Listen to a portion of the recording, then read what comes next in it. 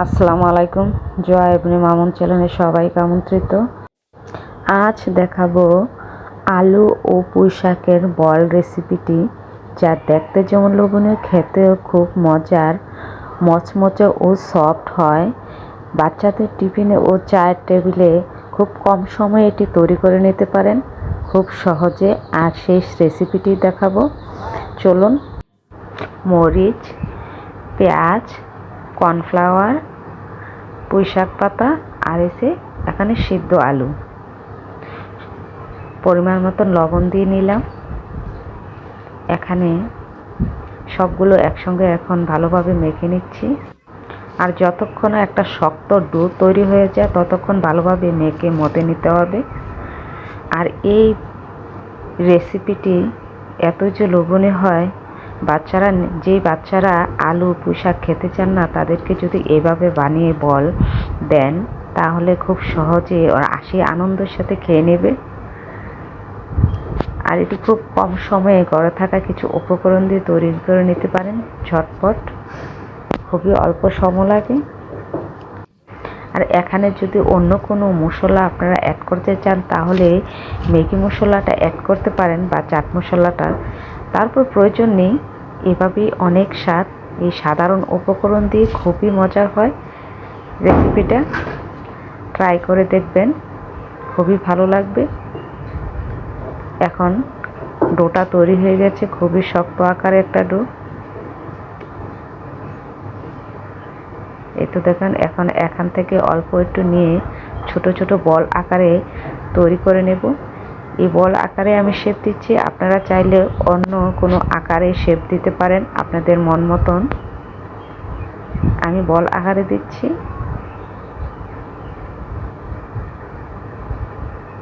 এই তো একটা রেডি হয়ে গেছে। এভাবে প্রত্যেকটা বল তৈরি করে নেব।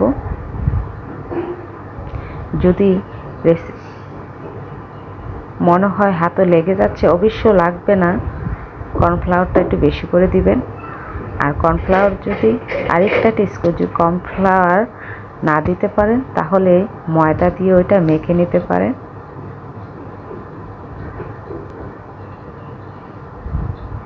কর্নফ্লাওয়ারটা দিলে ভিতরটাও খুব ক্রিস্পি হয়, মচমচে হয়। ময়দা বা আটা দিলে তত একটা মচমচে হয় না, তাই কর্নফ্লাওয়ারটা দিতে চেষ্টা করবেন যদি একটু ভিতরটা মচমচে খেতে চান। দেখুন সবগুলো বল তৈরি হয়ে গেছে। এখন এগুলো এক পাশে রেখে দেব। রেখে দিয়ে বেসন আর কর্নফ্লাওয়ার যুক্ত এটার ব্যাটার তৈরি করে নেব। এখানে বেসন বলতে আটা, বুটের ডাল এখানে নিয়েছি, আপনারা যে কোনো ডাল ভাঙ্গা দিতে পারেন। এখানে বুটের ডাল ভাঙ্গা নিয়েছি আর কিছু কর্নফ্লাওয়ার এর সাথে মিক্স করে দেব।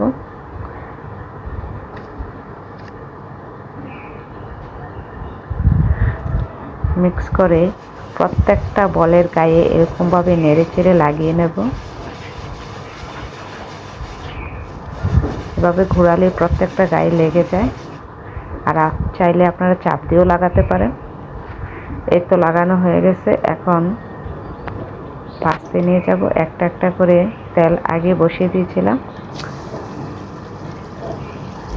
এভাবে প্রত্যেকটা দিয়ে দেব।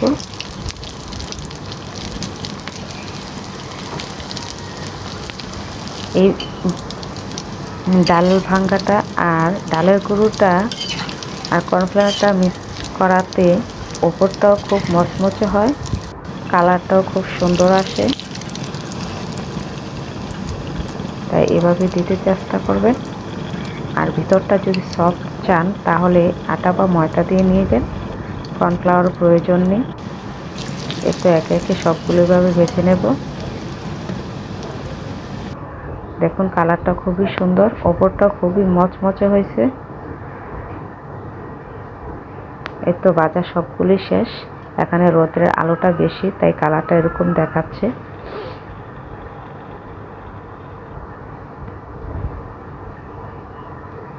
যে প্রত্যেকটা বল তৈরি হয়ে গেছে।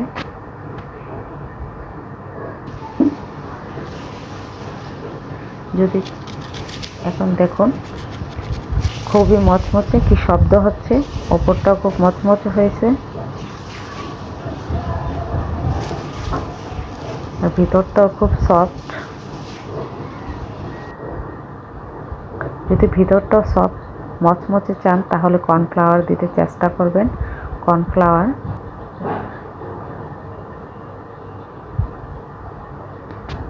যদি চ্যানেলটি ভালো লেগে থাকে লাইক, কমেন্ট ও সাবস্ক্রাইব করতে ভুলবেন না। দেখা হবে আবার পরবর্তীতে ভিডিওতে। এই বলে বিদায় নিচ্ছি। আসসালামু আলাইকুম, ভালো থাকবেন।